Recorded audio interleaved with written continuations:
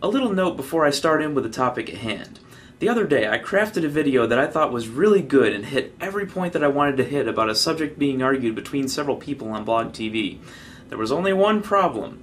The argument I made was to counter someone else, not the person I addressed repeatedly in the video.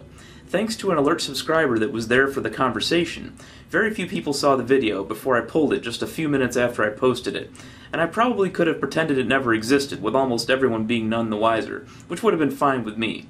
The point is, I'm voluntarily pointing myself a little bit to make the point that intellectual honesty matters, even if it's inconvenient for you. Who knows, maybe I can convince him to change his position on the matter so I can re-release the original video some other time. Hey, it might work. So, I spent a large portion of the last couple videos defending Mannix the Pirate, so I figured that now that I lured him into subscribing to me, this would be the perfect time to disagree with him on something. I was talking to Mannix on his Blog TV show the other day, and we were discussing tax structure and social programs. I could do a whole series of videos on both of those topics, but I'm just going to stick to one particular tax for this video. Mannix said that he was in favor of the flat tax.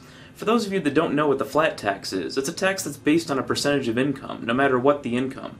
Under most forms of the flat tax, there's a standard deduction for which nobody pays taxes, usually around $25,000 or so. This actually makes the tax no longer truly flat, but I'll accept their premise for this video.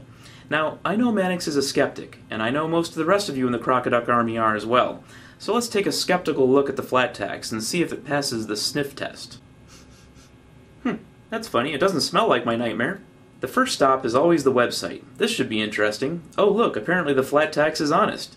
You can tell because they say it over and over again. There were many mentions of economic prosperity and freedom too. It seems promising so far. I ran several sets of numbers on the site and compared it to a calculator on the current tax structure. I found to my delight that everyone would get a tax cut. Yay! I also noticed that while the tax decrease is very small for those in the lower incomes, once you get to the hundreds of thousands of dollars of income range, taxes go down significantly for them. So how can everyone get a tax cut with those at the high end getting a huge tax cut and still balance the budget? They say that the wealthy will stimulate the economy and create jobs. That sounds like good old Republican-inspired trickle-down economics to me. Assuming that someone will benevolently create a $30,000 a year job instead of buying a $30,000 car that might lead to paying for a tiny fraction of a job somewhere is way too big an assumption for me to make. I would never blame anyone for making such a choice, but I'm not willing to stake the health of the economy on it. That can be handled through changes to business taxation. Flat tax proponents seem to mostly ignore the concept of marginal utility of the dollar. As income goes up, a greater percentage of our income is discretionary, meaning that taxes can take up a larger percentage of our income as it goes up, while subjectively we feel that we're pulling our weight equally, which I believe most people would argue is one of the most important features of any tax plan that is considered to be reasonably fair. They seem to understand this at the lower end, which is why they have a standard deduction instead of a truly flat tax across the board, but they conveniently ignore this for the wealthy. I wonder who loves this plan. I've heard some other arguments that are downright hilarious, but unfortunately are very effective at convincing people to support the flat tax that would see almost no benefit from it. I remember Bill O'Reilly making the argument once that it will make people more likely not to care if they work harder and get a raise if we didn't go to a flatter tax. I would love to meet the person that won't work for a $10,000 raise because they would only keep $7,300 instead of $7,800 of the raise. Another funny one is that many people claim that we could fire most of the IRS under a flat tax.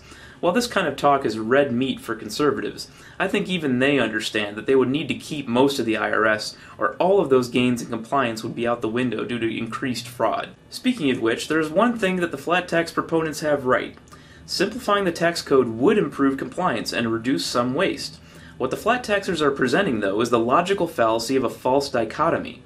They say we can adopt a flat tax as an antidote to a complicated tax code. The current tax code is huge, but almost none of it has to do with rates of taxation on income. 99% of it has to do with deductions, special carve-outs, and other items that have nothing to do with the overall marginal rate. We don't need to give a huge tax cut to the wealthy in order to simplify the tax code, despite what the wealthy might conveniently have you believe. It kind of reminds me of those joke emails that go around every so often that claim we've found the substance that cures cancer. We wish, right guys?